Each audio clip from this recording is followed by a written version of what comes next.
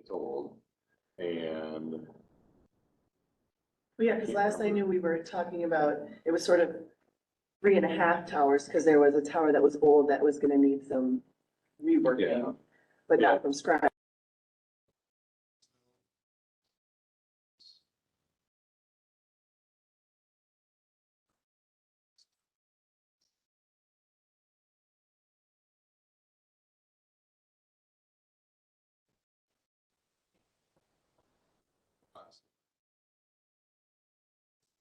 came back.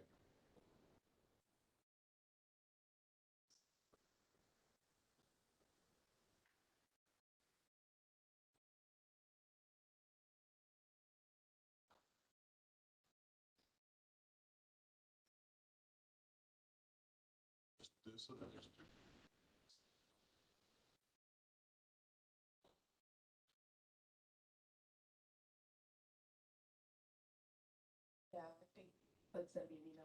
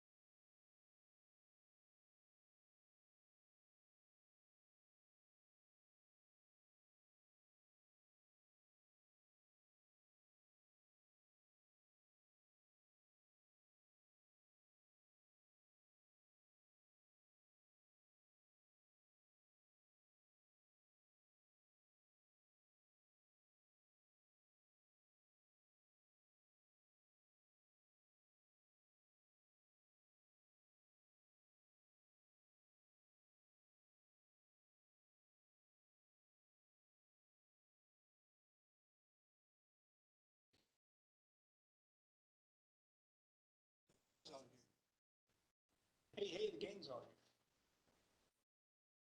here.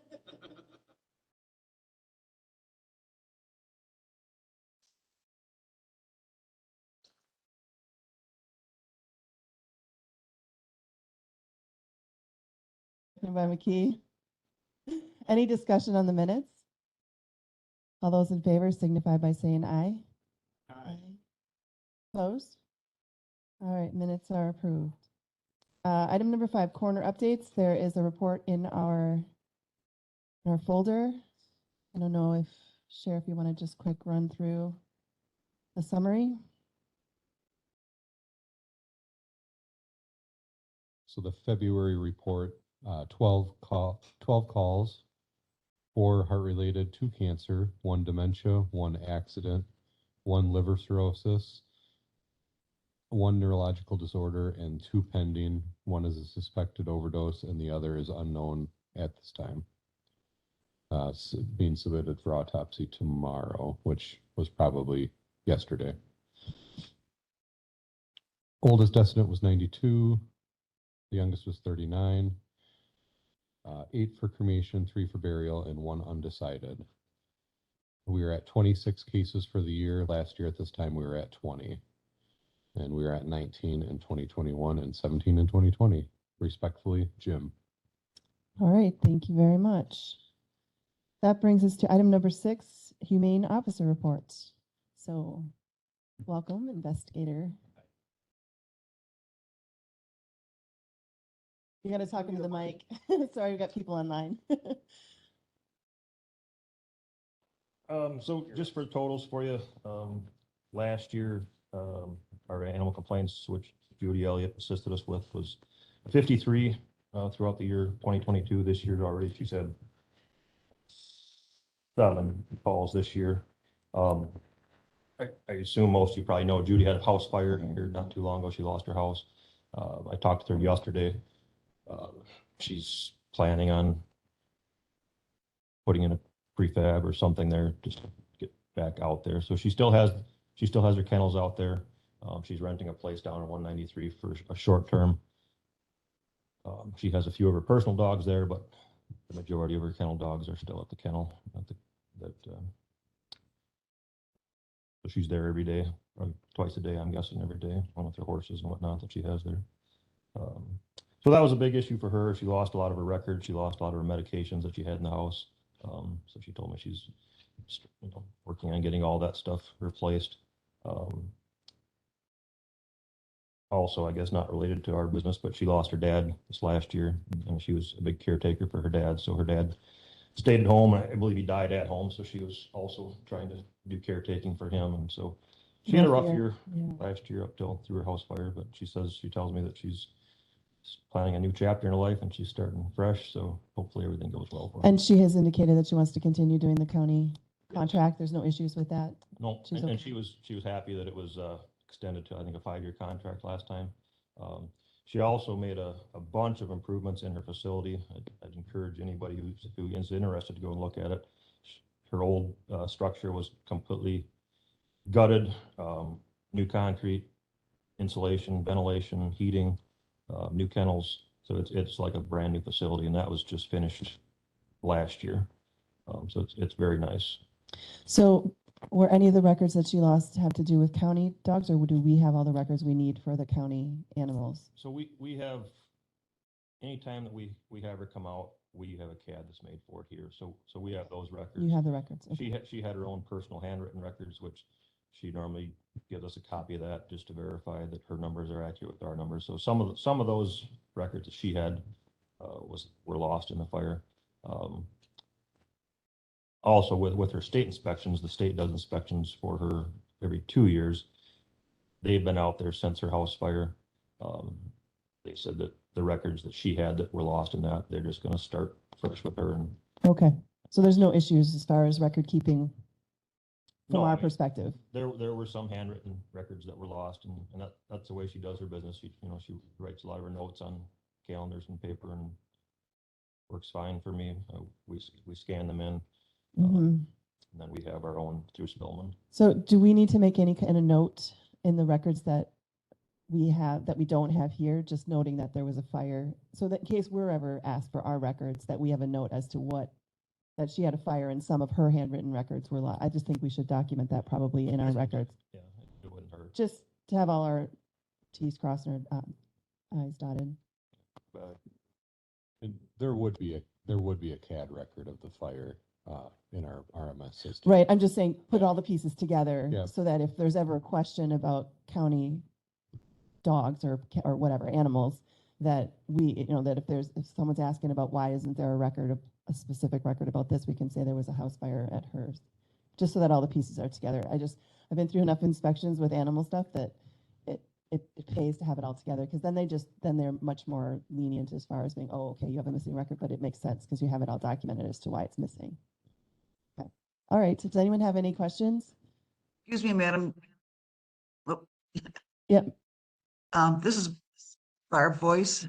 Yes. Sorry, I'm having a little computer problem here, or Okay. internet problem, but I am here. Okay. Sounds good. Thank you. All right.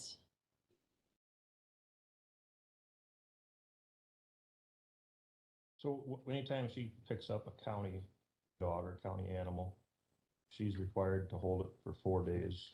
If no one comes forward to claim it after 4 days, then it becomes hers to either send to a Dane County, or Dane County adopts out lots for animals because more numbers to go. But yeah, so after 4 days, if no one claims or she has no clue who this animal or cat belongs to, then she just comes hers, and then she goes on to get it adopted or dispose of her. Judy is, anybody who knows her, she will bend over backwards and do backflips to find a good home for an animal. Heard she has some adorable. There's a bunch of puppies there yesterday. Bunch of labradoodles. I saw, because she put something out, yeah, on Pet Finder that you can find all of her dogs there. Bunch of labradoodles, very cute. No, I think she relies on mostly her Facebook page, and then the Dane County Humane Society also would advertise all of her dogs, which I think that's probably, like you said, that's probably the greatest source, because there's a lot of people in Dane County. She did mention yesterday that she was contacted by some rescues or county impounds in the northern part of the state that are looking for dogs. However, she says it's a 6-hour drive for her to go up there and drop them off. She says she's not really interested in doing that, out of her pocket. And, Right. Same with them. They don't want to drive down 6 hours to pick up dogs. So if anybody ever knew anyone who wanted to volunteer some travel time, they could certainly drive dogs. Maybe she should put that out on her Facebook page. She seems to have quite a following on her Facebook. So, all right. That sounds good. Any other questions? All right, moving on. That brings us to item number 7. Thank you for coming. Thank you for your time. To Circuit Court Judge updates and comments.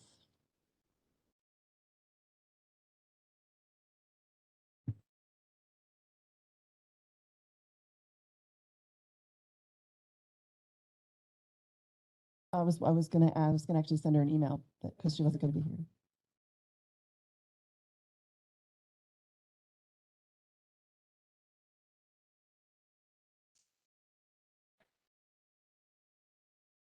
Oh, I know her.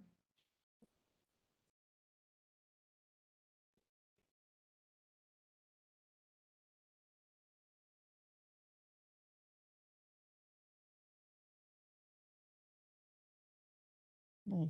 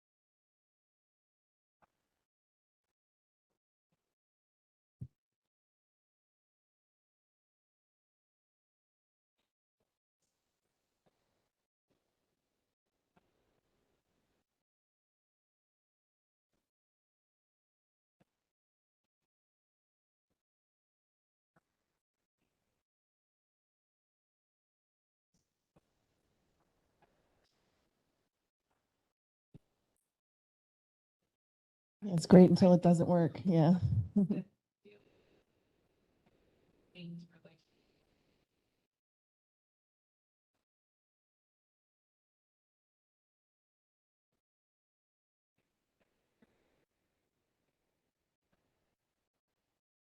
I think it's gonna be.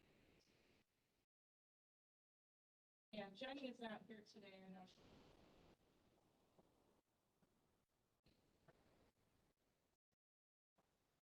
Hearing.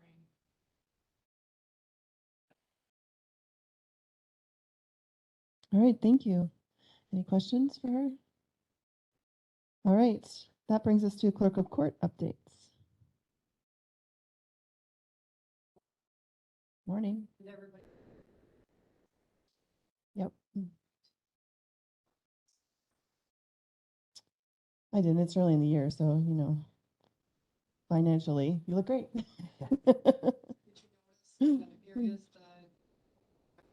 Getting close. Getting close. That's not. Psychological? To get back to it. Do our best to reach that up, here's budget, but we'll probably have.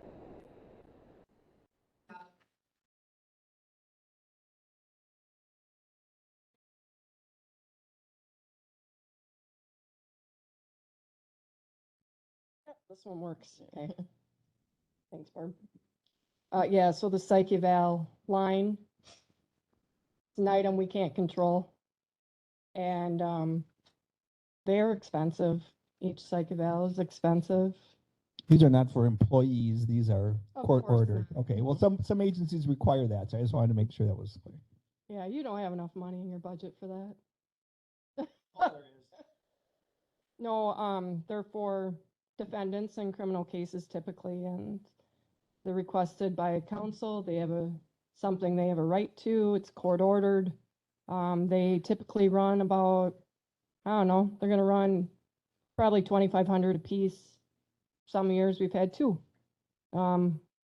This year, we've probably had as many as we've had some entire years already. And, sometimes you do an eval on somebody, there's a report done, and that person may be deceased before their next court hearing. There are some serious mental health issues. And of course, not telling you guys anything you don't know about how the mental health issues often intertwine with serious drug use. And then, people use the drugs as a coping mechanism, and sometimes they overdose. So when I say they might not make their next court appearance, that's usually because of an overdose. But, that is the reality of what, the environment that we work in. And I think the judge is doing a really good job with attorney fees, with the court appointments that she makes. She really makes sure that Richland County is not paying for people that are able to retain counsel on their own. Sometimes somebody says, well, I've talked to counsel, and they say, just have the court appoint me.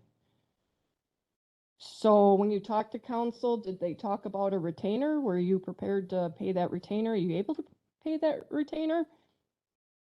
Yeah, so we'll give you a little bit more time to hire that counsel on your own. I think she does a good job of getting in depth on that.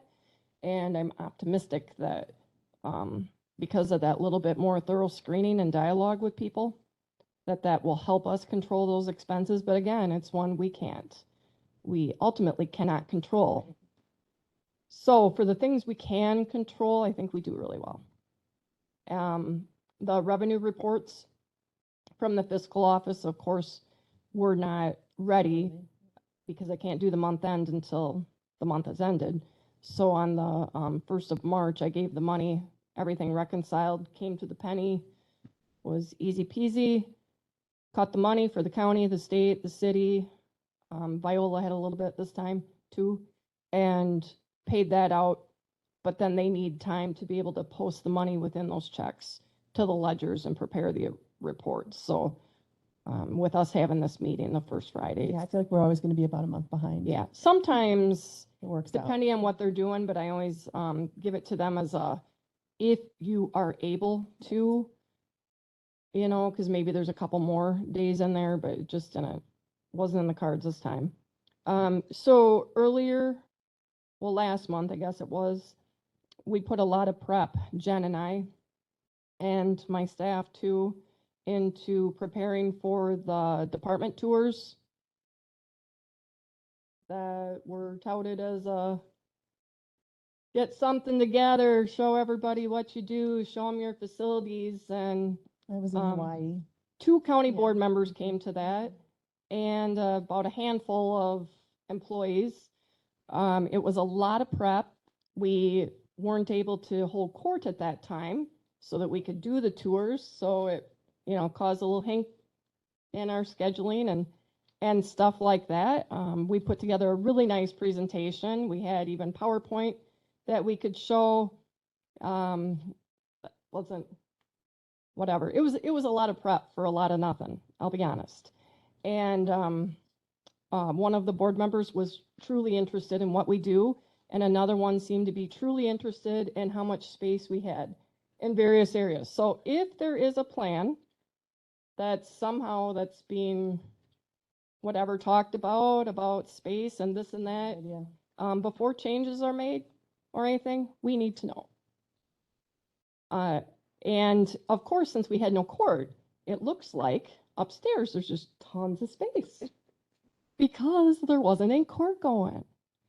So the courtroom looks huge, all the rooms up there look huge. Well, people, if they're curious about space and how it's used, they should come by when it's actually being used, which is the times when we haven't blocked off so that we can entertain tours.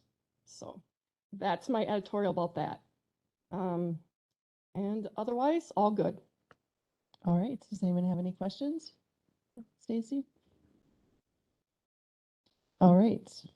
Yeah, I was a little, we were not asked like availability for that scheduling of that tour. So, I know there's several of us were out of town. I know Barb was out of town. I was out of town.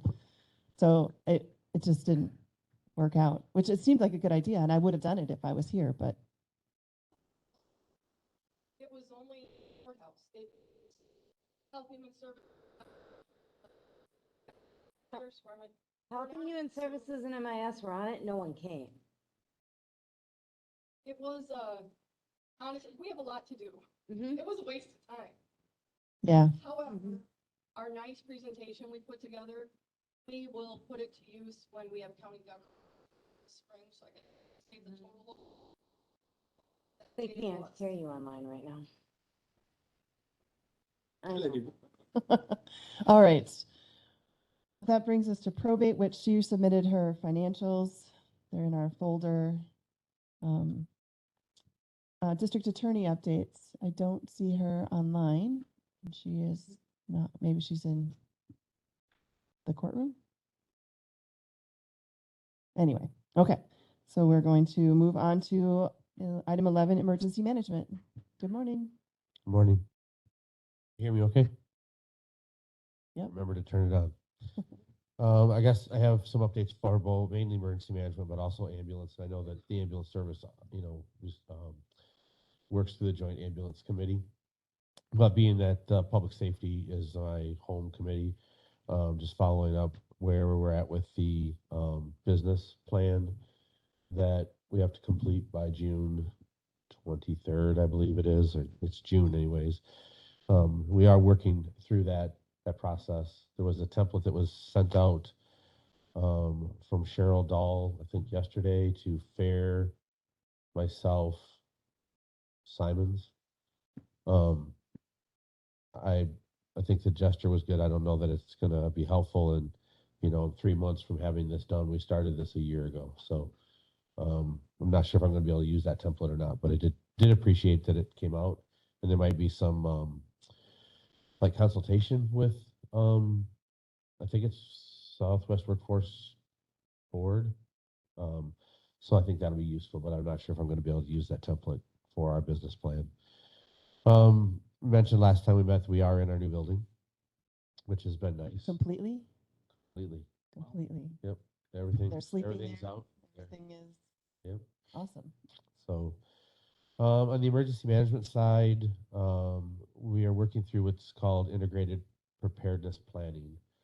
All 72 counties are doing this, along with tribes in Wisconsin.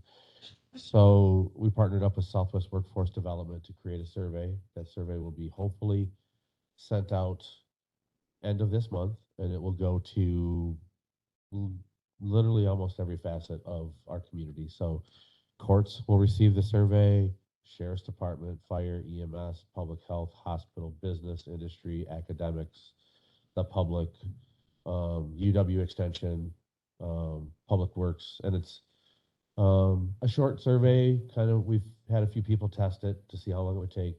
It's about 10 to 12 minutes, and it's really just a survey trying to grasp what all of our community partners feel are the greatest risks that we have in our community, and what they would find valuable in the terms of training, workshops, or exercises.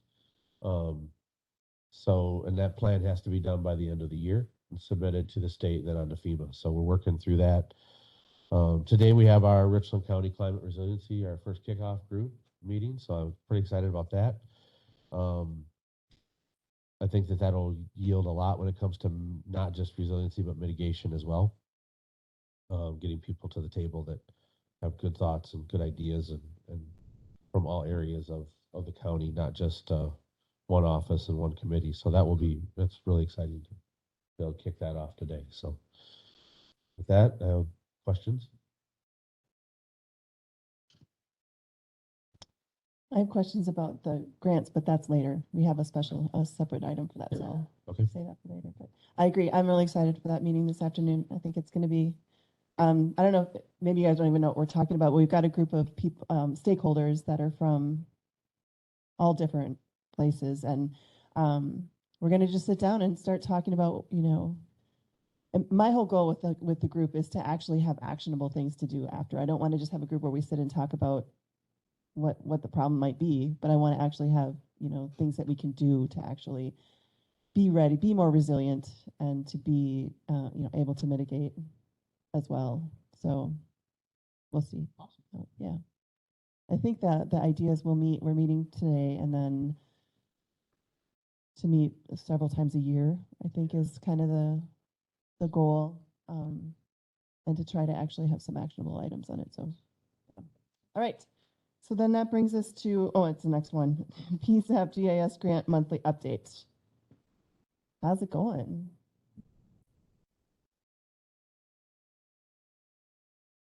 I haven't seen anything. We have the money yet? Or is it a reimbursement grant? Reimbursement grant. Okay. You want to? Sure.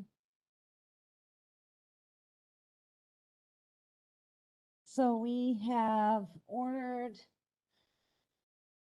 we've started spending some of it. You'll see some bills start to come through for the grant. Will they come through us? Or do they need to come through us? I don't Think so, right? Okay. We met with Tammy Wheelock and Clinton to establish a new fund that will be the grant money, and then how they're going to track where those funds go to. I have the contract now from Motorola, so we'll be switching our CAD RMS, and we'll be getting that project started. That's a 9-month project. We also have the contract signed for our mapping, and that is coming into place. So that invoice, I actually haven't seen yet, but the contract is back to them. The other things that we need to sign yet are ESRI, but we've met with Scott from MSA to start working on that, and we have another meeting with him next week. So we are moving on all those pieces. It's just. So that's the equipment aspect of it.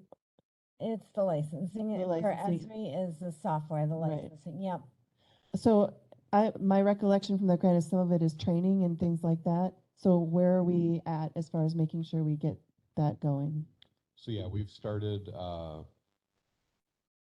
we've started signing up, and actually, I think we've even attended a couple trainings that have been billed to the, we've got one person who's went to a training that's been billed to the grant. Okay, We have 3 signed up for a training that'll be billed to the, or reimbursed by the grant. great.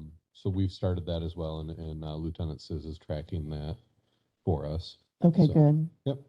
I'm assuming we have to have, so who's keeping track of all the paperwork? Is that Tammy keeping track of most of the billing, and does the grant require reporting and? Yes, it tracking? requires reporting and tracking. And who's and- taking care of that? Well, it was between Darren and Tammy. I think, I'm not sure on that end. I hate to speak to something I'm not familiar with. As long as, I know that Tammy was gonna create a new fund, so it'd be easy to pull the report down Okay, and see the activity, the invoice. I'm assuming she's gonna have, if something's being submitted for reimbursement, she would have receipts and everything. But what other reporting do they require? Do you have to describe what everything was, more than just a monetary receipt, or? They'll come back and they'll audit and they'll ask for that stuff. Okay. That's been my experience with it, so we'll have to provide it at that point. So having it ready and all in one place seems like a really good idea. So I guess maybe we need to have do we need to say out loud, Darren, you're responsible for that? Or, I mean, I don't want it to all fall apart because nobody knows who's keeping track. Yeah, I'm more than willing to do the reporting piece. I'm not gonna follow through and, make sure that. Right, people what you need to, wanted funded is being ordered and it's the right, correct specs and all that, because that was based on the information that. was given to you by given. everyone else. So. Okay, so does everyone know what pieces of that are like, that yours is mostly training, that it's the equipment and the licensing and things like that. Is there anything else where might be a piece where someone doesn't know who's responsible? Or everybody's got it figured out? So I guess the question I have is, you said the mapping has been contracted. Who's the contractor on that? So that's Crossroads. Okay. So Crossroads and MSA are working. Yeah, we had a meeting last week or the week before. The weeks just kind of meld together. Yes, and then as far as who's doing the GIS piece of that, I assume is Mike and Clinton. I'm not a part of that, so I don't know if that piece is being followed.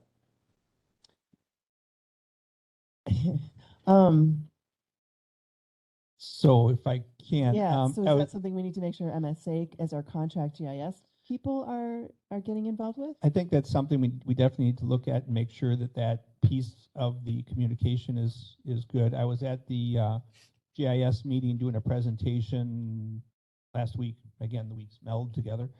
And ran into someone from MSA and the new hire at Department of Office of Emergency Communications, who is handling the GIS part of it. They have Zachary's the new employee there that's handling this.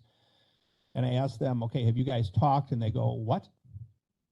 And so I sat them down both together and said, look, if you're doing this for Richland and you're doing this for the state, where are the emails going? And they sorted that out. And I see currently that MSA does have the maps, the base maps, the provincial maps to Zachary at OEC at this point.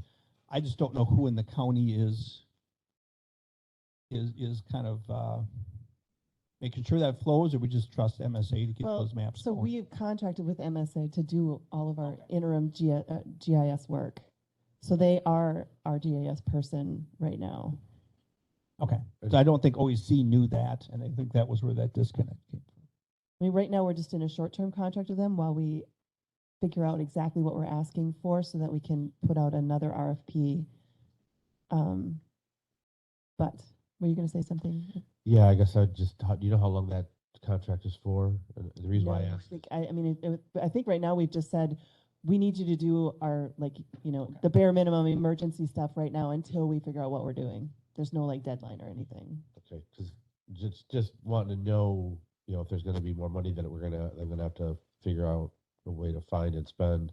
For instance, if we're coming up into flood season and Lynn helped a ton with providing maps for, road damages and providing maps to townships for their road damage and GIS coordinates within that.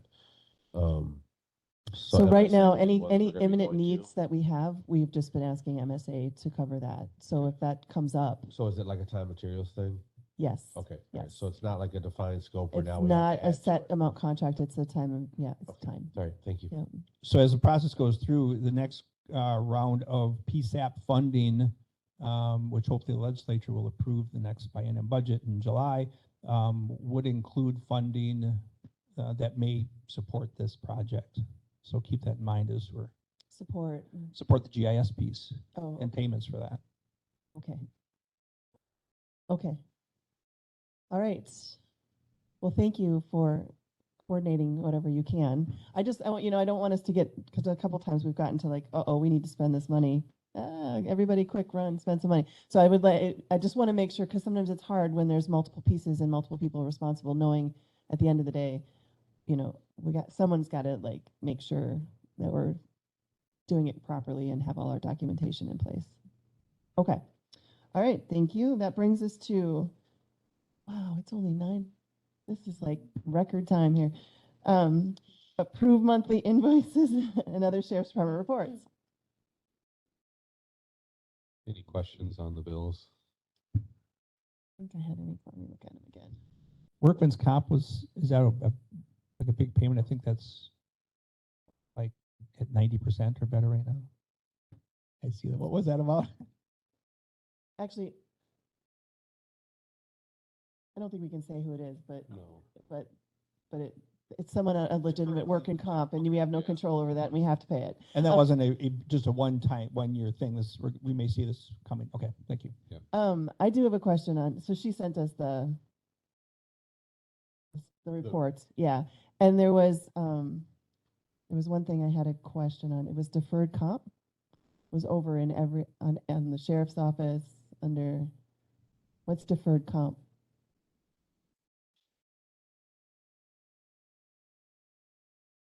That's strange. Because did you notice it's over on all 3 of the jail, sheriff, and sheriff admin?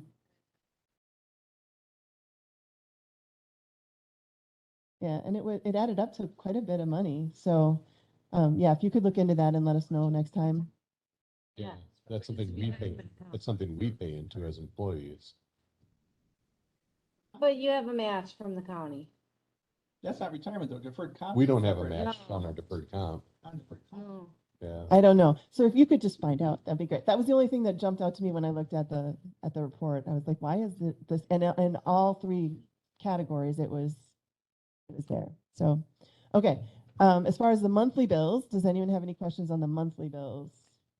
I didn't see, so far, nothing's bolded, so we're not overspending. In February, we haven't overspent yet. It's February's bills. So I would entertain a motion to approve these bills, since we are still required to do this as a part of ordinance 89.7. All right, by McKee, second by Frank. Any discussion on the bills? All those in favor signify by saying aye. Aye. And did you know that Dave is here? All right, next item. Monthly report for February, vouchers submitted 39,519 and 91 cents. 43 bookings for the month. Average population is 36.92. Monthly complaints 221. 0 traffic citations. Oh, and that's highlighted. That's not correct. I was like, wow, what's so- going on? Yes, we with the help of MIS, we went from having our tracks, which logs our crashes, our citations, our warnings, all that. We went from housing all that information in-house to basically cloud-based or virtual environment. And in that, there's been some struggle with tracks not having a lot of people that troubleshoot things. But we've been, for a while there, we didn't have access to all of our old data. We now do. But there was also like a transition period where even our current data was not popping up.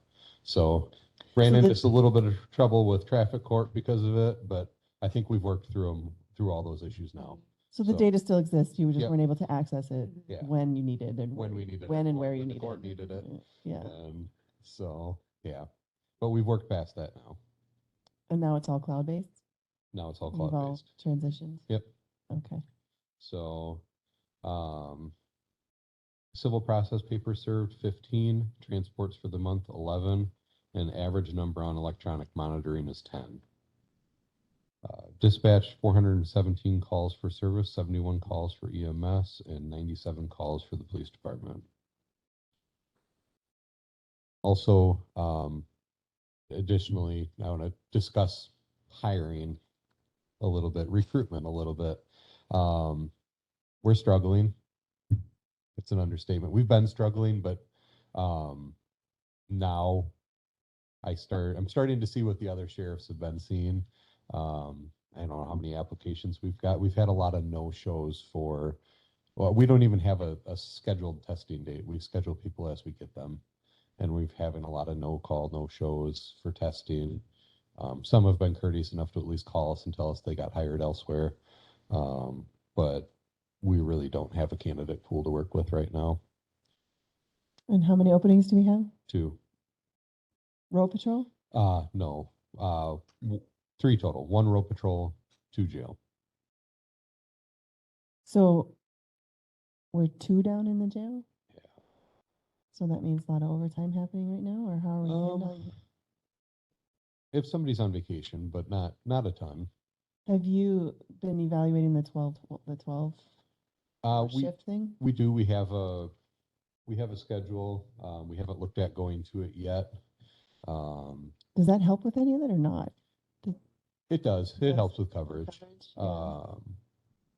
If we have a lot of people on vacation, it'll change the amount we probably approve off at a time for vacation, but it does help with coverage because instead of having people spread through 3 different shifts, you put everybody on 2 shifts. 2 shifts, yeah. So, You just had more other issues as far as like vacation time and sick leave, all that stuff would have to get worked out with the county. So if we switch to 12 hours, we have to figure out a lot of other aspects to switching them to the 12-hour shifts.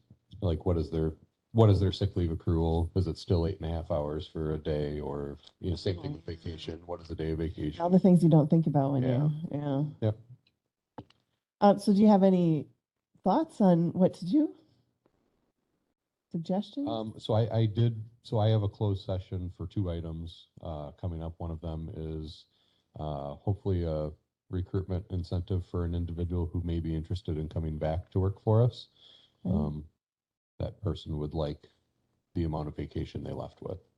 So, which I think isn't easy for somebody who we could stick in the schedule. Right, no training, yeah. right, just ready to go. Wouldn't they anyway, coming back as a county employee? Did they previously? They did previously. Yeah, I can't authorize that myself. I need finance to authorize it. Employment. Yeah. They start from scratch and they come back. I can authorize them to start. I can authorize them to start at a step 4 and pay. I can't do the vacation. I have to have finance approval for that. That just seems like a no-brainer, but anyway, Yeah. we'll touch on that. Yeah, the amount we'll save in not having to train. Right, and the downtime and Yeah. overtime and, Yeah. yeah. And then the other thing that as a recruitment and B retention, Aaron and I have started looking at what it would take for protective status for the jail staff. So I don't have anything to report on that. I need to figure out first what that's going to cost financially to do, but also if we can get the county board to agree to it, and if we can get ETF to agree to it. Or Can you, what is protected status? so their retirement will get paid into at a greater rate. It also allows them to retire earlier than most Oh, okay. employees. And there are some there's some additional, there's death benefits that are better under protective status as well. But it's, yeah, I think the main one that everybody looks at is county pays in more for their retirement, which is financially, I don't know if that's possible, but I want to find out. Right. And that earlier retirement age are kind of the big selling points on that. There are a number of counties that are doing that currently. Yes. And that's done, that's chosen by the county boards to decide if they want to do that. And then as you go to your, It's in the legislature yeah, as it's well. gonna say it's the legislature push right now too, so I'm sure Yeah. you'll be talking about that, Badger Sheriff. Yeah. So it may happen and we won't get the choice if they It may, decide. yeah, it may happen and you won't get the choice. It's something the Badger Sheriff's Association's been working on probably 10 years now. Actually, I think there's an article in the Wisconsin counties, this month's Wisconsin counties about I'm it as just well. surprised that they aren't. I mean, you're still dealing with the same Yeah. people that you, And Yeah. even you talk to sheriffs and people all over the state, and everybody agrees that jail is a law enforcement position, but Yeah. it's not necessarily looked that way by ETF. Well, and the statute says corrections officers at the state are covered, but when you get to the county level of jail, it's not covered. And that's where some of the arguments. dealing with the same people. Yeah. That's also why it hurts for recruitment too. Iowa County has protective status for their jailers. Oh, Lafayette does. even Lafayette. Mhm. Well, if they do, we probably should. I mean, they're very similar to us. Yeah. But they're very similar in size and money, and I mean, we have a lot of similarities. That's what I meant. Yeah. Okay, yeah, I think that's a good thing to bring up Yeah. to talk about. So, okay. That's it for me. So, what are you hearing is the reason? Is it money It's, that we're getting, that we don't get applicants? I think Is it law enforcement in general? we've not, the last couple of years, we've not had big candidate pools. They've been small. Yeah. But it's not what I've been hearing like Iowa County gets, or, Like they're getting- we've been doing a little bit better than some of our surrounding agencies. A little bit. Now I'm seeing what the other counties have been dealing with. Where there's And just nothing. there's just, this isn't a field that people are looking to get into anymore, with That's the way things are. You can't- benefits is one thing. It's the benefits aren't what they used to be. You look at what the way the media, all the media attacks on it now, it's not the career that it doesn't look like the career it used to be anymore, and you can go work for a factory and get paid up to $2 an hour more. So And what are other departments doing? Are they just running short staff, doing more overtime? Like how are we gonna, if we So- can't fill these positions, what's the plan? I think, we use Iowa County as an example. They went to 12-hour shifts. Now, when they went to 12-hour shifts, everybody loved it. And now they're still in it. But I think that's what a lot of happens is you have counties or agencies that are adapting, and they're adapting their schedule to make it work better when they're down people. And that's what's happening. The other side of it too, you look at from the jail aspect, they're seeing where they can house their inmates. I don't have enough staff. Can I house 10 people here? So, and that's what they're doing. Unfortunately, it's all over the state. Everybody's dealing with it. Everybody's down staff. Southwest Tech's been doing a lot of pushing. I probably heard the radio ads. And it sounds like their enrollment numbers are going up, which is excellent. But they've been really pushing the jail academy to get your jail certification at Southwest Tech. From what I've heard, it sounds like the enrollment's going up, which is a good thing. But there's a lot of agencies that need jailers, and they're going to get snapped up quick. I have a question. Yeah. For these positions, where do you advertise?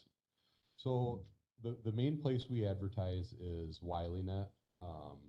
So that's the state law enforcement, like every law enforcement agency in the state advertises on WileyNet. So you can go on there and it's broke down by category: police officer, deputy sheriff, jail, corrections, dispatch. So that's the big one we use. And then we do the local papers, our Facebook. And then what we've done recently is Lieutenant Sis had made a promotional flyer, promotional ad, and we've been sending that out to our area technical colleges. Do you contact police academies? Yes, yep. So a handful of us work at Southwest Tech part-time. they aren't posting another law enforcement academy for probably another year now. But we reach out to them. They do still run a jail school every year, so we reach out to them and we make sure that their advertisements are posted. They all have a bulletin board where it's, you know, job opportunities, and they go and post them. So we'll make sure that ours get up on the boards there and stuff like that. But yeah, we do work with the local techs to try and advertise positions. Okay. One thing that I noticed with our pool that we've been hiring, and there've been a lot of new grads, newer students coming out of the law enforcement academy, and we're hiring them. We don't see that influx of where somebody's been in the field for 3 or 4 years and now looking to go elsewhere or set up somewhere else. Yeah, I We're don't getting think a lot of newer people. I don't remember interviewing very many people that have experience already. Our biggest challenge is going to be these people that we already hired is having them stay here. Keeping them, yeah. That's going to be the challenge. It is a challenge. Mm-hmm. Have you polled your deputies at all as far as like what would keep them here? You know, like what would keep them here for a career? What's most important as far as, is it just money? Is it benefits? Is it vacation? Is it? One of the things that I would say the most recent poll we did, and it was benefits, was the pay and insurance, which I think going back to the state insurance plan was a good step in that. But yeah, pay and insurance is a lot. Time off is I think back to when I was on patrol and early on, like I was a huge fan of working overtime and doing all that stuff and having that extra pay bump and having extra comp. It's not so much the overtime for pay anymore. They want time away. Which is hard. There's to cover less when you're there's less short-staffed. people that are driven towards that extra pay in overtime as much as they want their time away. And flexibility. Yep. Which flexibility isn't something we can really do too much about in this Right, field, I mean- but time away, time off, we Still can. working remotely. Yeah. How do benefits compare this county versus like the city and other counties around? Yeah, so the city's still on the, I don't know the plan name, but the Cadillac plan with the state where they health insurance wise, Or no deductible. That's huge. Yeah, It's also very costly. But yeah, that is what Yeah, people ask I know. about in our interviews too, and I that's know. why a lot of good people withdraw their applications. yeah.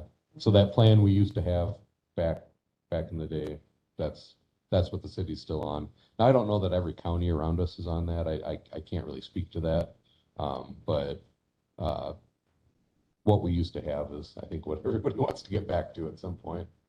Yeah, And some haven't gotten as far away from it as what this county did. yeah. It'd be a lot worse, but yeah. Well, But yeah, I think it'd probably be worth pulling the staff again and seeing what we get. The 12-hour shifts and the protective status are both things that have come from the jail, where they've said this, we would like this, we would like that. So those are both ideas that were brought forward. All right. Yeah. Is that the end of your reports? I think there's, the squad updates later, so whatever. That brings us to approval to hire a road patrol deputy. So I'm assuming you found someone that.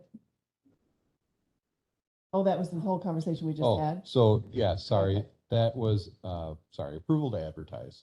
Oh, to advertise. So and like I had sent in my email, I'm already advertising. This is the, Right, the official. forgiveness. Okay. Cause All I right, went ahead so of someone schedule. like to make a motion to approve that he is already advertised to hire a road patrol deputy? Make that motion. All right, motion by Frank, second by McKee. Any other discussion on that? All those in favor signify by saying aye. Aye.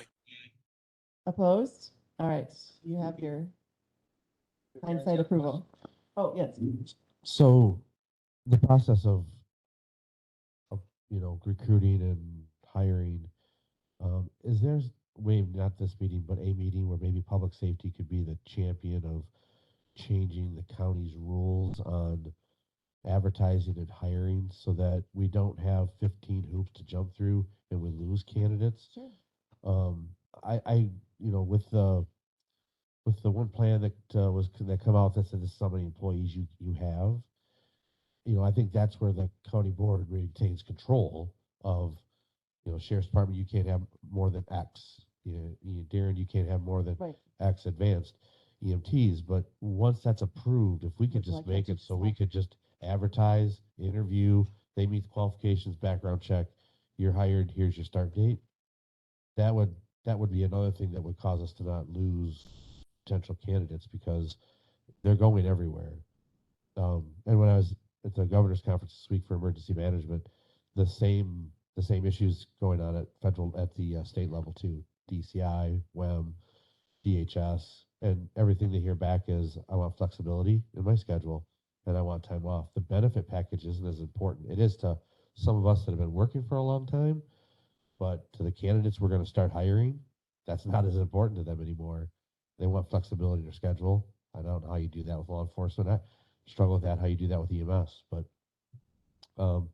I just think if we could expedite that process, if we're given, here's the parameters, do not hire more than, and make sure your background checks are done and stuff, then having that flexibility when a good candidate does come to be able just to grab them and make the offer and go would be beneficial.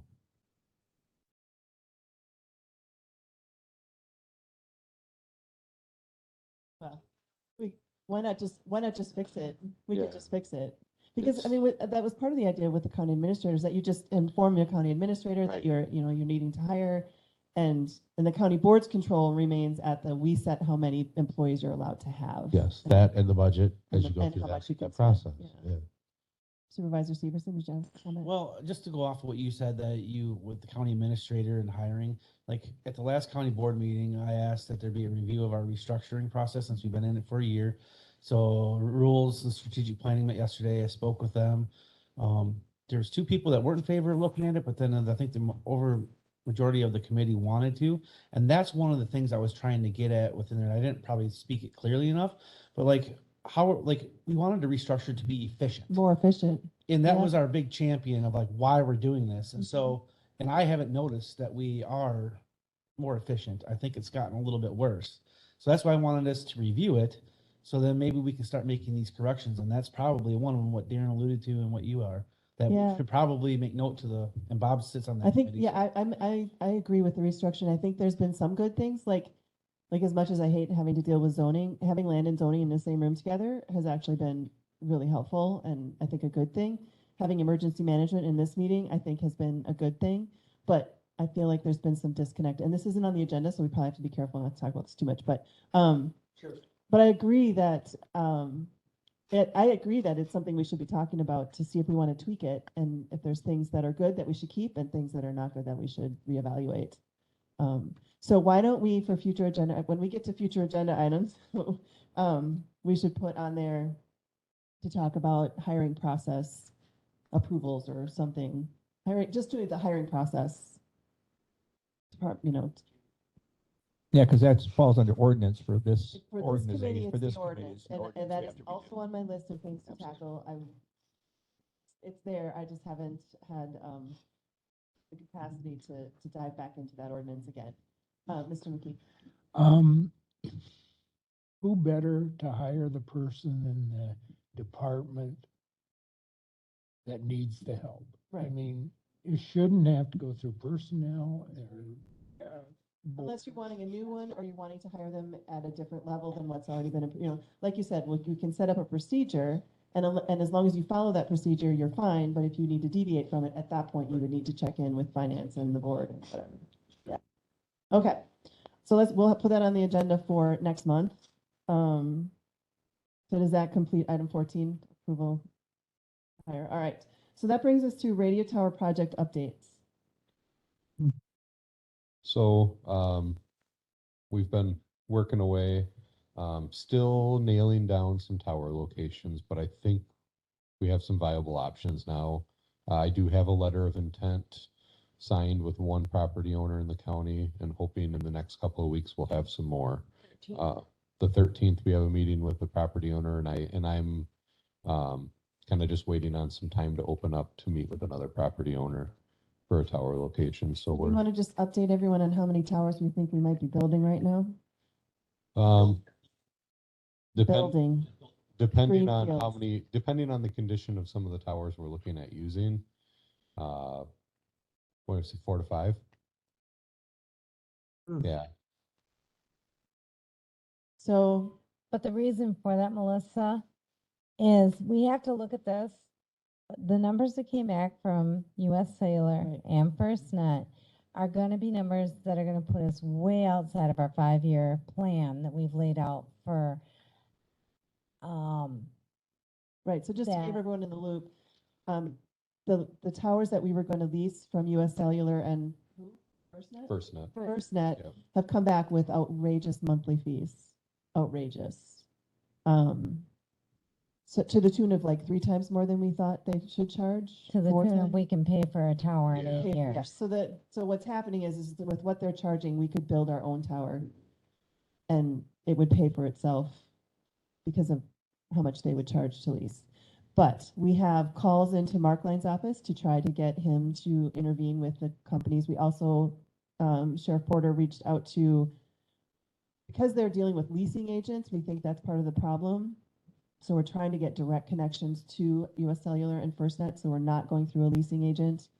And if that works, great, then we would have we would be able to lease these towers at what we originally thought and will not need to build.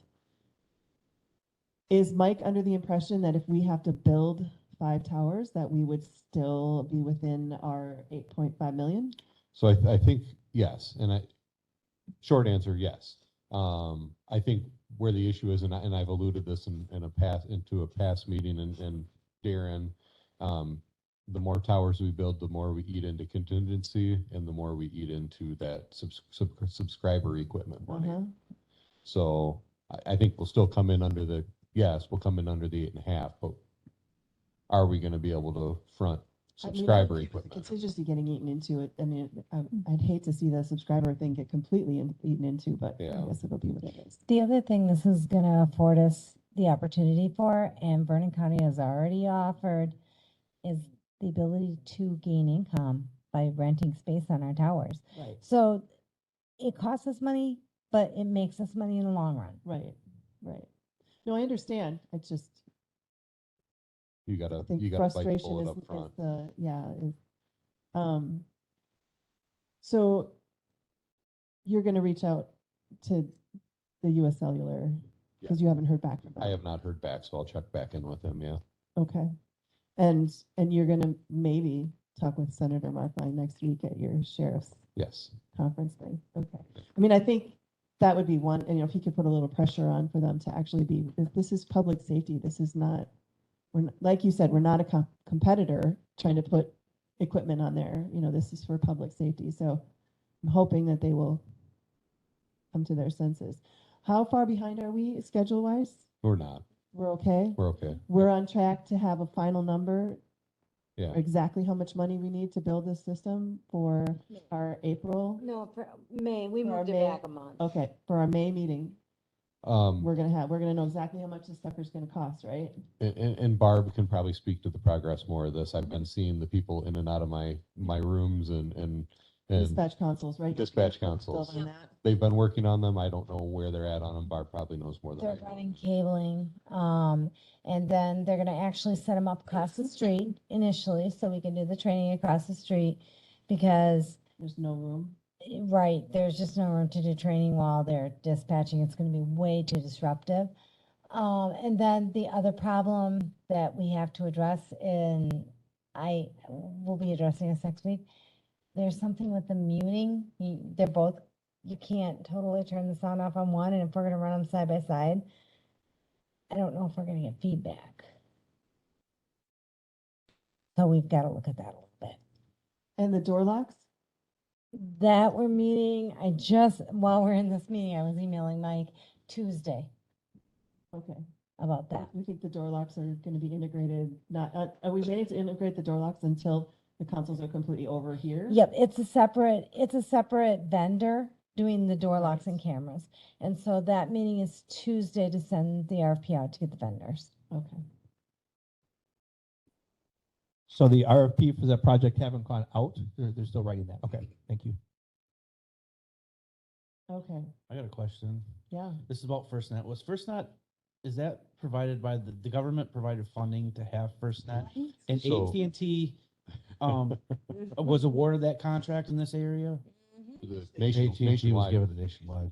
Yeah, so, and FirstNet only works off of our PSAPs, right? No. No? So FirstNet is a cellular network that is built off of the AT&T network. So, yep, it's They're charging, they want to charge us ridiculous amounts for the sole And- purpose and of why they- they were they- created. Whose tower? Contracted towers by, there's 3 different companies. M3 Hilbert Towers and Mobility is one. yeah. So that's who's causing the issue, not Yep. FirstNet. So I Right, got exactly. contact. Which is He's saying it's FirstNet It's, that's causing it's the the, issue. it's like we went back before, it's the people that are managing the leasing companies that are handling this, are where the issues are coming up. And it's funny because we know that they went around advertising to all these people that they put towers on, saying that, they're going to give public safety Honestly, priority. I don't know how many times I heard from all these, that public safety, we're your friend, For a we'll give price. you a deal. Well, they are giving public safety priority on the So- FirstNet But they're cell charging. connection. But if you want to put your equipment on their tower, that's different. They're giving you, the FirstNet product is great. It is. It's wonderful, but the tower is actually owned by someone else. It's the communication part that you're getting Still, it seems like.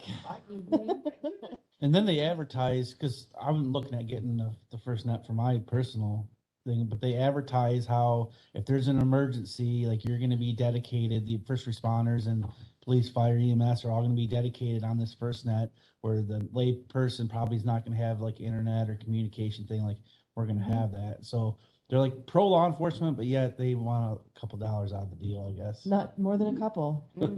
More than a couple. Again, those are 2 separate entities. I don't want to Right. slam AT&T on this. This is AT&T contract with these companies to build the towers so they could put their equipment on it. So it's, again, back to the leasing. But were the contracts paid by grant money?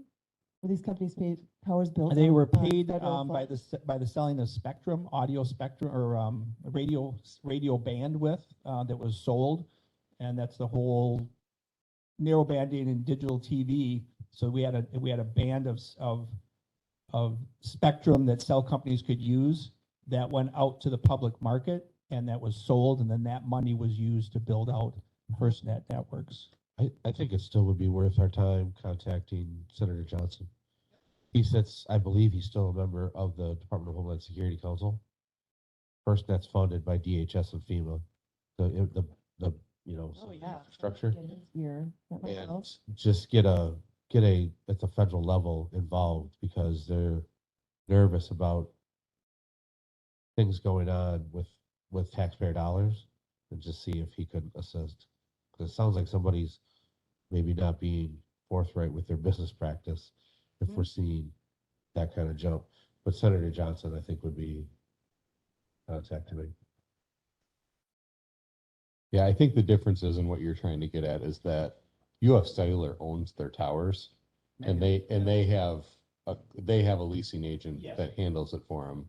You're saying AT&T doesn't own their towers; they're just leasing the space. In many cases, yeah, they have a separate company has built the towers, and then as part of the contract, AT&T is on those towers. So like, there's like this Cloud One and Bug Tussle, like that built these towers or got the They're all- agreements for the land, and then they, assignees and assignors do something with a memorandum of whatever over to the register of deeds to another company called M3 Hilbert Towers LLC. And then Mobility runs the M3 Hilbert Towers part of that. So then they got this agreement. I'm dealing with it right now. It's kind of a, And they probably somehow all fall under the umbrella of AT&T, but we don't know. Oh, in the end. Yeah. But then, they got T-Mobile that are on all that, on those towers, 18, they lease them out to all these other companies. Yeah, well, we aren't a company with a giant slush fund to just blow on whatever. I mean, this is important, but we still have constraints that we have to deal with. So, all right, well, keep pushing. All I right. appreciate anyone you can contact. If you have Senator Johnson on speed dial, by all means. Association, Wednesday night. I didn't realize this. I might have pulled him aside and just said, hey, but it's worth Worth a phone call. yes. Okay. All right, anything else on that? So it's moving forward. We seem to be making, are you guys satisfied with the progress that's happening? You're not concerned? Finally. Not concerned? Okay. Because in May, we have to know, I'm not going before the county board without it, like, this is how much it's going to cost number. I'm not doing it, so. Do we have any idea of what impact is going to be to subscriber equipment? And the reason why I ask is if we can get information out to the chiefs of the departments that are going to need to be buying equipment now, there's DNR grants that are going to be opening up to them. That's a 50-50 grant. They could maybe apply for a couple of radios and offset. When do you hear about the other grant, the regional? We probably won't start receiving letters until like June, July. Oh, okay. My advice to them would be to apply for any grants that they can. I just think, because I've heard from some of them, they have said, well, just kind of waiting to see how much subscriber money might be given. And my response has been, I would think that you just better be considered coming out of your operational budget, and we did have 5 departments that didn't even give me a call and say, I'm not even interested in that regional grant, where the others were really responsive. And that would go a long way, but there's no guarantee on that. I just think departments. Yeah. I think they should probably, they should probably be operating like I am. I'm buying new radio equipment every year. Even though I know we have this money to buy new radio equipment, Right. I'm still buying it out of my yearly Well, budget. yeah, we maybe have money to buy Yeah, radio equipment. That's just it. We maybe have money, and I'm not gonna gamble on that. So I just asked for prices on some portables, and I've been buying 2 to 3 mobiles a year. And I'm gonna continue to do so.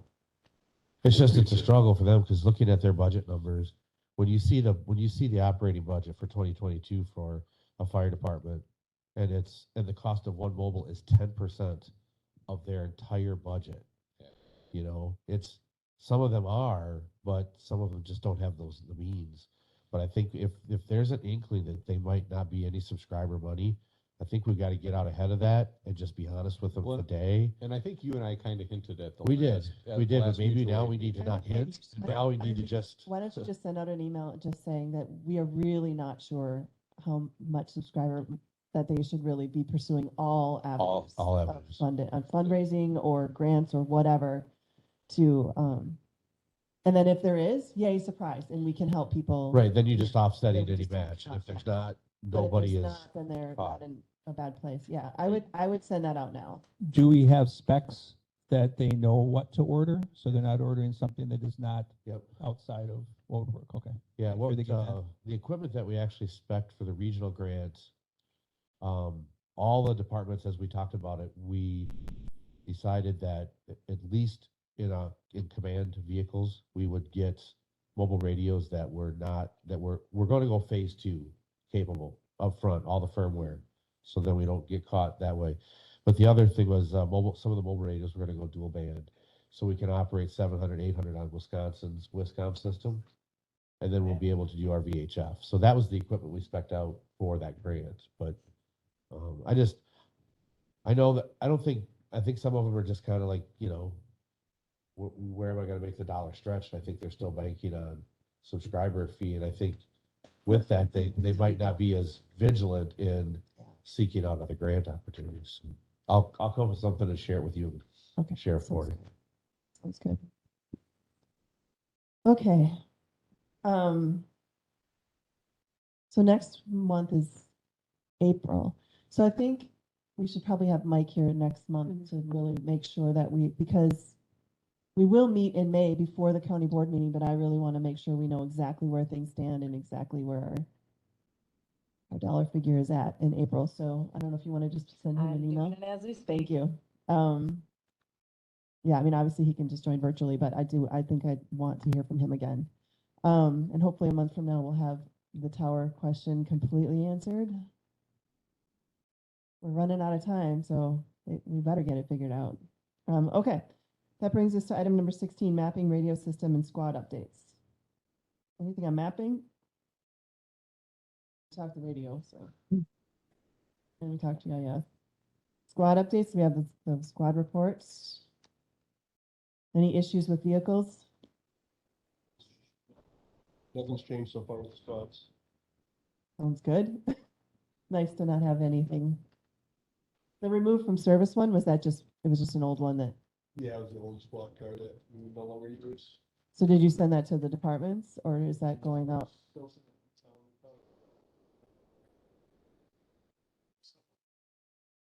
So it's, Josh reached out to me from the highway department, and Darren would probably take another one too if I had one. But they really like them because when they have them on a work site on the road, people pay attention and slow down. So even though they have amber and green lights flashing on them, it catches everybody's attention and they slow down. it's good. Okay.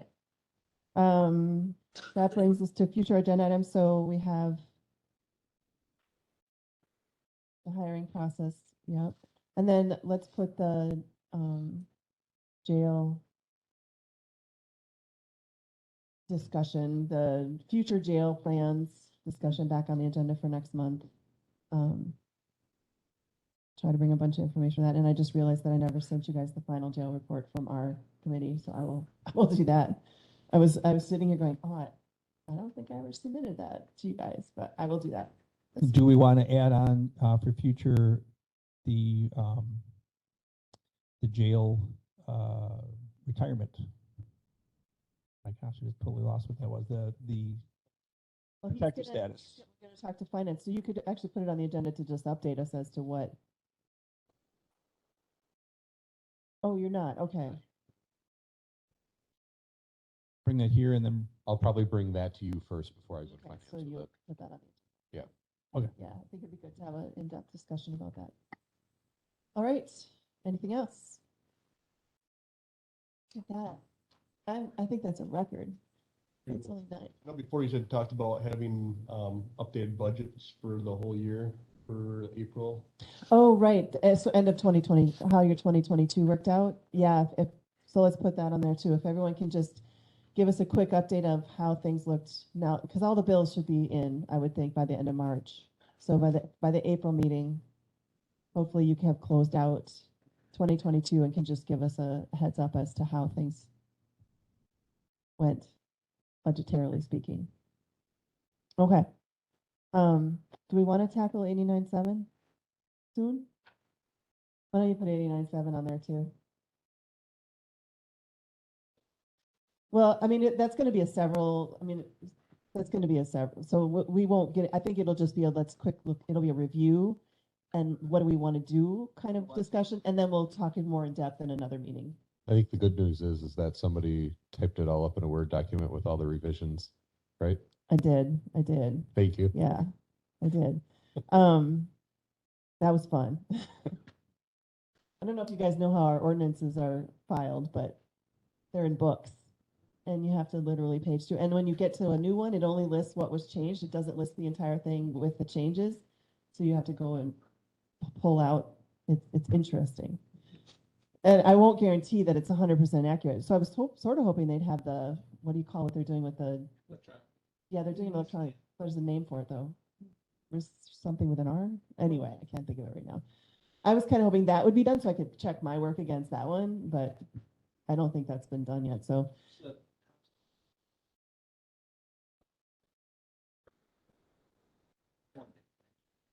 89.7, the staffing sheriff's department.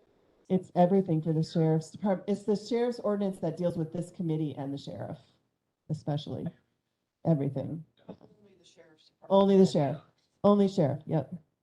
Yep, okay, that's plenty on our to-do list. All right. Howard Markline, our friend Howard, he said that state employees need to have a raise now, and he's looking at trying to be competitive with the state employees. So maybe we can look at that too.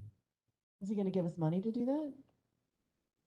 I mean, I would be more than happy to do. Right, but it just kind of goes, if they're pushing for it, the state to give raises, maybe we should consider that too. I mean, I'd love to give, wouldn't you love to give raises? I would, but I don't know how we pay for it. I think I'd love to give everybody a huge raise, but I don't know how we do that with the funding that we have. Ask them to give us some more shared revenue and then I'll give raises. He just says that we're not gonna get that much. And they gotta be more frugal with the money that they have left over. Just can't spend it.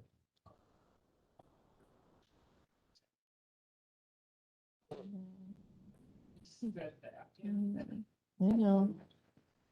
All right, well, that's off topic, so we probably shouldn't talk about that. All right, so item number 18, adjournment. I would entertain a motion to adjourn. Frank, just to keep it consistent, we'll go McKee. All right. All those in favor signify by saying aye. Aye. Aye. Aye.